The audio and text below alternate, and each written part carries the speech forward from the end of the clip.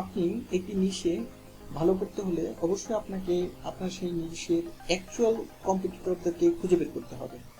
তো আমরা প্রায় যে ভুলটা করি সেটা হচ্ছে গুগলে আমরা আমাদের কাঙ্ক্ষিত কিওয়ার্ডটি লিখে সার্চ করি এবং সার্চ করার পর টপ রেজাল্ট যাদেরকে পাই তাদেরকেই মূলত আমরা আমাদের কম্পিটিটর ভেবে থাকি। তবে আসলে বিষয়টা এক্ষেত্রে পুরোপুরি সঠিক হয় না।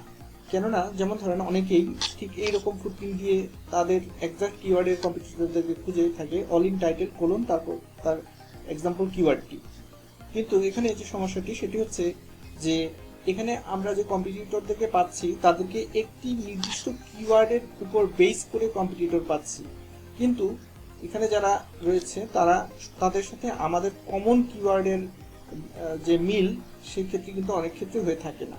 তো কাজেই আমরা আমাদের অ্যাকচুয়াল কম্পিটিটরদেরকে খুঁজে বের করার জন্য আরও নানান ধরনের ওয়ে ব্যবহার করতে পারি।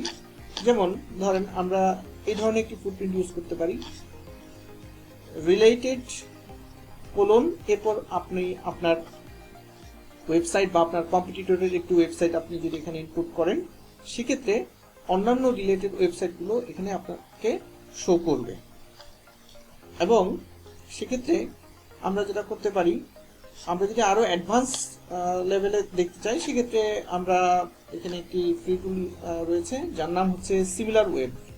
এই সিমিলার ওয়েব টুলটিতে এসে আমরা এই অ্যানালাইজ এনি ওয়েবসাইট, এখানে যদি আমরা আমাদের ওয়েবসাইটটিকে ইনপুট করি বা আমরা আমাদের কোনো একটি কম্পিটিটরের ওয়েবসাইটকে ইনপুট করি, তখন সে আমাদেরকে রিলেটেড আরও বেশ কিছু কম্পিটিটর খুঁজে বের করবে যারা মূলত আমাদের এই নিশ ওরিয়েন্টেড এবং আমাদের কমন কিওয়ার্ডগুলো নিয়েই তারা কাজ করছে। তো আমরা এখানে দেখতে পাচ্ছি এভাবেই বেশ কিছু কম্পিটিটর বের করে নিয়ে এসেছে এই সিমিলার ওয়েব নামক টুলটি।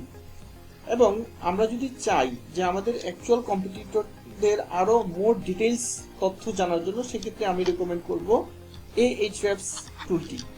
Ahrefs টুলটিতে এসে আপনি যে কাজটি করবেন, প্রথমে আপনি আপনার ওয়েবসাইট ইনপুট করবেন অথবা আপনি আপনার একটি কম্পিটিটরের ওয়েবসাইট এখানে ইনপুট করবেন। ইনপুট করার পর পরবর্তী আপনার যে কাজটি রয়েছে সেটি হচ্ছে এখান থেকে নিচের দিকে এসে এখান থেকে আপনি খুঁজে বের করবেন কম্পিটিং ডোমেইনস। কম্পিটিং ডোমেইনসে ক্লিক করার পর আপনি দেখতে পাবেন যে এখানে বেশ কিছু কম্পিটিটরের ডেটা আসবে। সেই সমস্ত ডেটার মধ্য থেকে যে সমস্ত ওয়েবসাইটগুলোর সাথে আপনার কমন কিওয়ার্ডসের পার্সেন্টেজ খুব বেশি, সেই সমস্ত ওয়েবসাইটগুলোই মূলত আপনার অ্যাকচুয়াল এসইও কম্পিটিটরস। এবং আপনি সেই কম্পিটিটরদের ডেটা অ্যানালাইসিস করেই মূলত নেক্সট স্টেপে আপনার প্ল্যানিং স্ট্র্যাটেজি তৈরি করবেন।